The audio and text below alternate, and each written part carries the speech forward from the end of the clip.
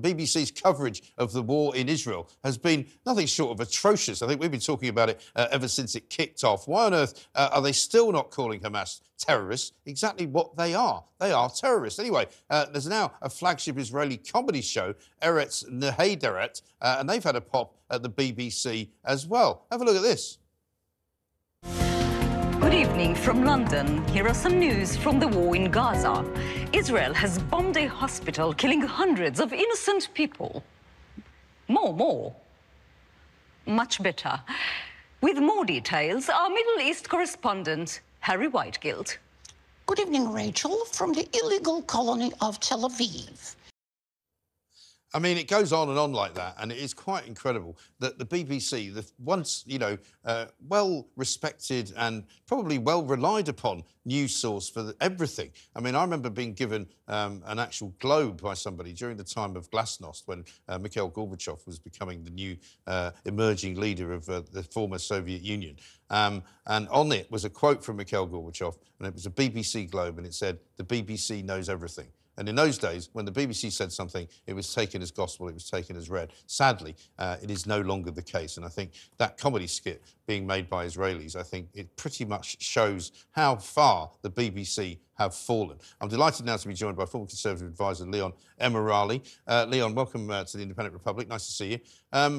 The BBC at the moment seems to be in a very bad place. It seems to be getting everything absolutely and utterly wrong. Every choice they make seems to be bad. You know, even Jeremy Bowen, who used to be, for me, one of the most reliable correspondents, I think has been to Gaza so many times now that he can't see the wood for the trees. Yeah, I think it's quite sad what's happening to the BBC, Mike. I mean, you're right, the BBC is, and certainly was, an important part of Britain's sort of soft power. Yeah. And I think now that it is becoming more unreliable and it's being seen internationally, that we are just seeing these biases naturally sort of seep into the coverage. And I know they work very, very hard to remain neutral, but sometimes when you do have those deep entrenched viewpoints or feelings, whatever it might be, that Jeremy Bowen perhaps has, it is naturally going to find its way into coverage that's meant to be impartial, and we're seeing that now. I mean, Jeremy Bowen's a good example of a very brave and very, very well-respected war correspondent who's been doing that job for a very long time. But I've known a lot of these guys. I mean, I only did a very, very tiny portion of war corresponding and war reporting when I was a reporter back in the day. And I met a lot of these people. I met, Martin Bell. And these people, because they've seen so much horrible stuff, they do become involved in it. You can't fail to become involved in it. And if you keep going back to war zones time after time after time, as Jeremy Bowen has, and this is not a criticism of him, in the end, it's a management decision. You have to say, well, of course Jeremy Bowen is a great expert, but we've got to be very careful how we use him now, because he has been going in and out of Gaza for so long that he's probably become sort of immersed in it, if you like. And his point of view is far more sympathetic towards Gaza than it is towards Israel. Because the coverage that the BBC has done, I watched Question Time last night. I now watch it more out of curiosity than anything else.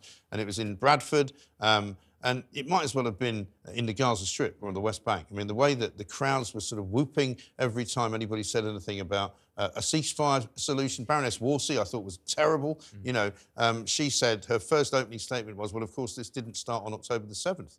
Huge cheer went up. And you're kind of going, hang on a minute, guys, can we not just look back at what actually did happen on October the 7th? And if the BBC is genuinely trying to be balanced, they should not be, every time anyone said anything pro-Israeli, shouted down by members of the audience. Yeah, and it comes back, I think, to the first mistake they made, which was by not calling Hamas a terrorist organisation. And I think if they had got that right from the very beginning, we wouldn't necessarily be viewing the BBC through this lens of having this bias. And I just don't think their justification for why they aren't calling Hamas a terrorist group washes with people who look at the footage from the 7th of October and it's very clear what that was, a terrorist attack. Of course. And the fact that they haven't had the guts to say that, I think, has led to this being just winding up the wrong people, effectively. And as you say, Question Time is becoming a farce. And I think last night's programme, as you say, I didn't watch it, but I saw on Twitter the reaction to it. I mean, it sounds as though that isn't the type of balanced debate that we should be getting from the BBC. It really isn't. Tim Davie this week was called before the 1922 committee, he was told by Robert Jenrick, I think, from the cabinet,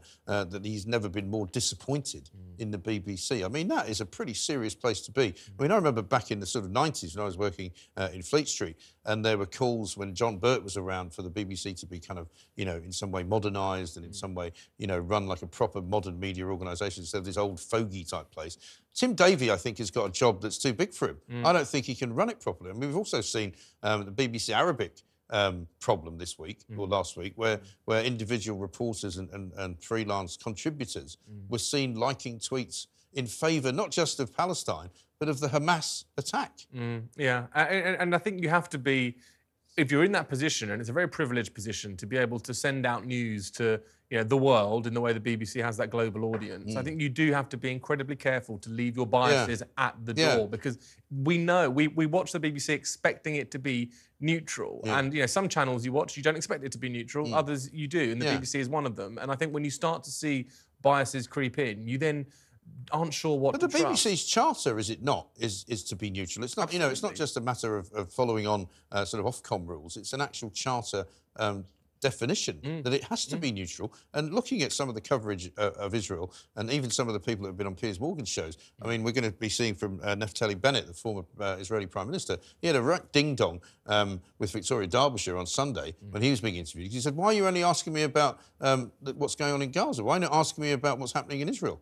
She said, oh, but I've been asking you about the hostages. He said, no, I'm talking about the people that live in Israel who don't wish to have rockets fired at them every 5 minutes, and who wish to be able to live their lives in peace without worrying about somebody coming in a paraglider with a machine gun.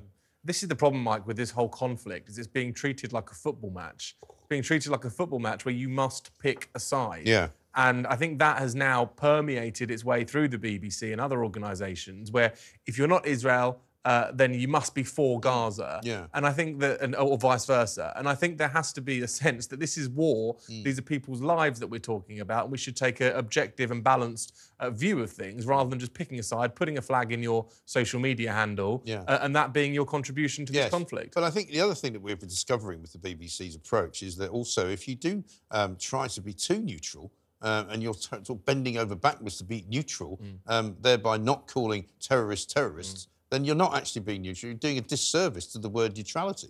But is it neutral to not call Hamas terrorists? I mean, no. I think it's just plain wrong. It's wrong, because it's not the right...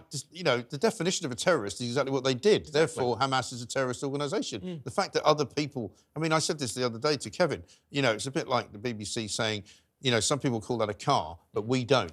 But we'll call it a car as long as other people do. But actually, you know, we're not telling you it's a car. They say it is. That's the issue here. You can sort of think, if there is a blurred line, if it's a little bit ambiguous as to what something is, then I understand the need to tread quite carefully. Hamas, there is no doubt in what they are, a terrorist organisation. We all see it. I mean, it's plain for people to see. It's like saying the sky isn't blue. Well, it's like the other most ridiculous sort of position that's been taken by the Metropolitan Police this week about the word jihad. You know, and we're probably going to see yet more demonstrations over the weekend. I'm not sure how they're going to handle those. But, you know, after the meeting that took place between Suella Braverman and Sir Mark Rowley, presumably the police will have different instructions. But they were similarly bending over backwards last weekend to say, oh, that's definitely not an ISIS flag, that's just an Islamic faith flag. Everybody who looked at it thought it was a Hamas flag. And when they shout jihad, it doesn't necessarily mean holy war. I mean, it's a joke. It's like, what do you take us for? You know? It's crazy, and I think the fact that that has spilled over onto the streets of London, I think, tells you the type of problem we've got with you know, disharmony in this country right now. But when you hear the word jihad, you know, OK, it may have multiple meanings, but the overriding meaning of that is associated with terrorism, is associated with violence. And, you know, I think that has to be part of the police's thinking when they look at that and think, well, if someone hears that on the street, are they going to feel intimidated by it? Are they going to feel unsafe if they hear that type of language being used? And if they do, then action should naturally be taken. And I think that's where they've got it wrong. Yeah, well, for the police, again, to say, oh, well, this is only a problem if they're demonstrating outside a synagogue, well, therefore, that's a problem, isn't it? You can't just say, oh, the only place Jewish people go is a synagogue. They don't go to Piccadilly. I mean, it's just blatantly nonsensical. It's crazy. I've got a Jewish friend who said that she could hear chanting and cheering immediately after the 7th of October outside her window in her home. Now, she's in her house feeling unsafe in this country, in London. Outrageous. You do just sort of think, well, what's the country come to if people are not feeling safe in their own homes? And that's a real problem that the police and Suella Braverman have to grapple